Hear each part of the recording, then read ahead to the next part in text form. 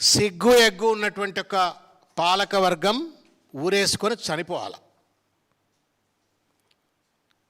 వాళ్ళు ప్రేమతో ఆప్యాయతతో వాళ్ళు ఏదో దేశాన్ని ఉద్ధరిస్తున్నామని చెప్పని తయారు చేసిన ఒక సంస్థ, ఆ సంస్థకు ఒక కమిషనర్ను అపాయింట్ చేసుకుంటే, ఒక ఐపీఎస్ అధికారిని అపాయింట్ చేసుకుంటే, ఇష్టారాజ్యంగా పేదల ఇండ్లు ఆయన కూల్చివేస్తుంటే తానేదో గొప్పతనం ఆపాదించుకుంటున్నా అని చెప్పని శాడిజంతో సంతోషం పడ్డ రేవంత్ రెడ్డి గారి చెంప చెళ్ళు అనిపించినటువంటి ఒక తీర్పిది. Anybody who has got a little bit of a shame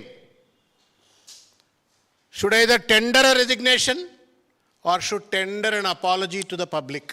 నేను తప్పు చేసిన కోర్టు నా చెంప బలగొట్టి నా నెత్తి మీద మొట్టెకాయ కొట్టేంత వరకు నాకు విఘ్నత లేకపోయింది అని చెప్పని 2 చెంపలు వాయించుకోవాలి తనకు తానే.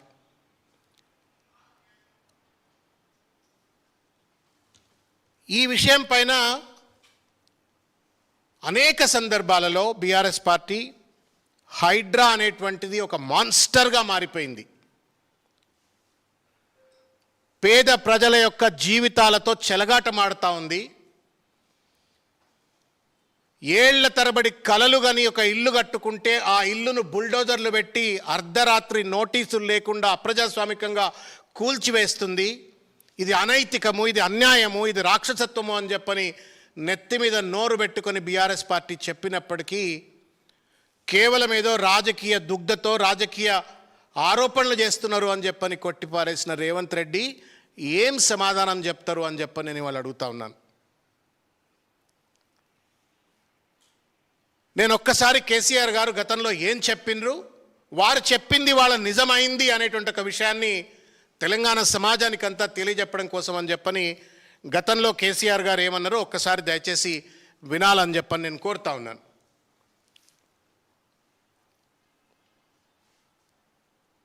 హైడ్రాని తెచ్చిపెట్టింది.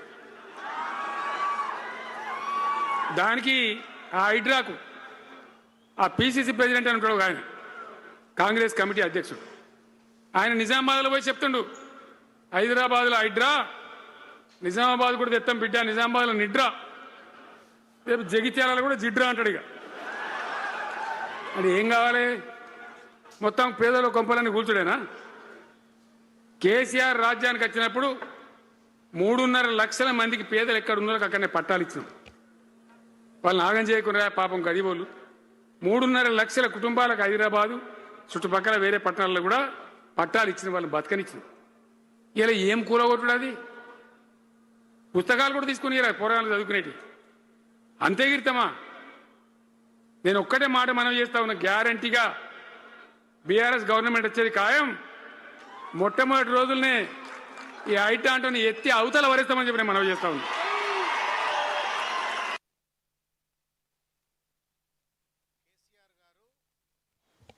ఎన్నికల ప్రచారంలో భాగంగా హైడ్రాను నేను ఎత్తిపరేస్తా, ఇది అనైతికమైనటువంటిది, అప్రజాస్వామికమైనటువంటిది, రాక్షసత్వంతో కూడుకున్నటువంటిది, పేదోళ్ల ఇల్లు కూల్చడం కోసం రేవంత్ రెడ్డి గారు దీన్ని నియామకం చేసిండ్రు అని చెప్పినటువంటి ఒక విషయం ఇవాళ హైకోర్టు, నిన్నటిదాకా మేము అన్నప్పుడు రాజకీయం అన్నావు, మరి ఇవాళ హైకోర్టు కూడా దాన్ని కేసీఆర్ గారి మాటను ఒప్పుకుంటూ ఇవాళ ఈ తీర్పునిచ్చింది కదా రేవంత్ రెడ్డి.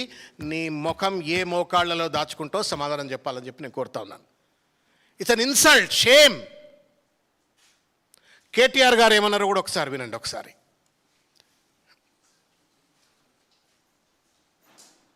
ఇట్లా వాళ్ళ అరాచక పాలనలో వల్ల ఇప్పుడు మీరు చూడండి, విధ్వంసకర ఆలోచనలు హైడ్రా, విధ్వంసకర ఆలోచనలు హైడ్రా. హైడ్రా అనేది ఒక విధ్వంసకర ఆలోచన. ఎట్లా అంటారా? Selective justice is not correct Kalyan. ఇప్పుడు ముఖ్యమంత్రి గారి ఇల్లు స్వయంగా కోస్గిలో, కొడంగల్లో, రెడ్డికుంట అనే ప్రాంతంలో ఉంది, ఎఫ్టీఎల్లో ఉంది. ఆధారాలతో సహా నేను చూపెట్టాను. ముఖ్యమంత్రి గారి బ్రదర్ ఇల్లు దుర్గం చెరువు ఎఫ్టీఎల్లో ఉంది.